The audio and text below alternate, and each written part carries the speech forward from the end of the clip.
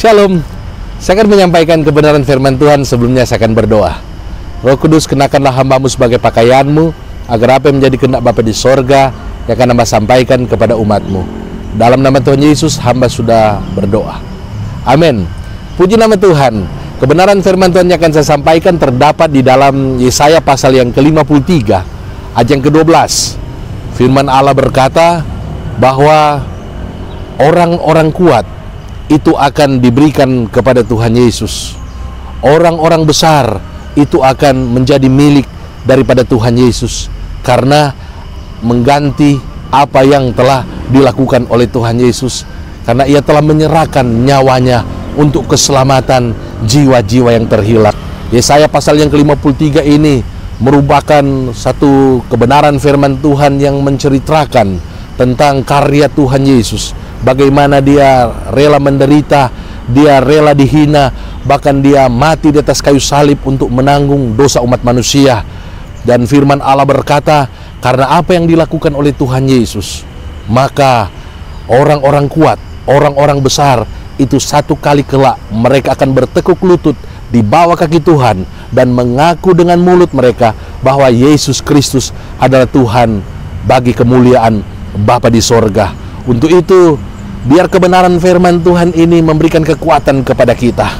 Siapapun orang kuat yang ada di dunia ini, orang-orang besar, baik itu pejabat-pejabat, presiden, raja-raja, menteri-menteri, gubernur-gubernur, bupati dan wali kota, sekalipun mereka saat ini bahkan sikap mereka mungkin bertolak belakang dengan yang namanya Injil Tuhan Yesus Kristus, karena mereka belum percaya kepada Tuhan.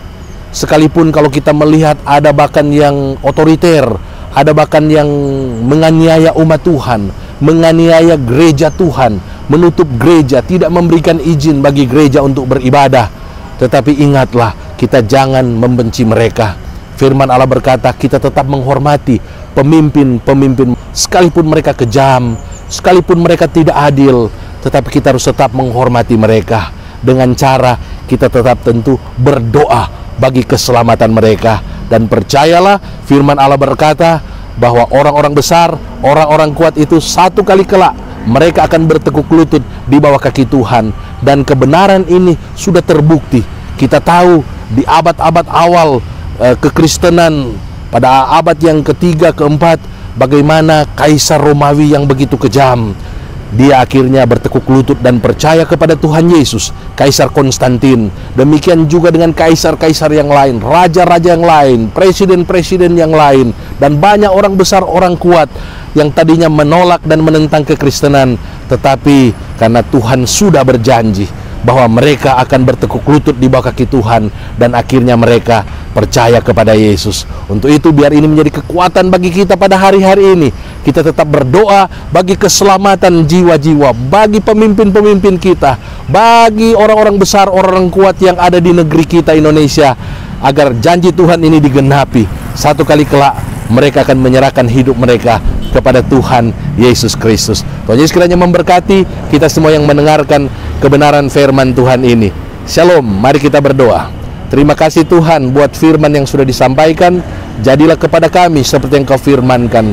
Terima kasih Tuhan, dan kami berdoa biar Engkau akan membuat bertekuk lutut di bawah kaki-Mu dan mengaku dengan mulut setiap orang-orang besar, orang kuat yang ada di negeri kami Indonesia, bahkan di seluruh dunia. Dan mereka akan menyerahkan hidup mereka kepada Tuhan Yesus Kristus dan menjadikan Yesus sebagai juru selamat mereka secara pribadi.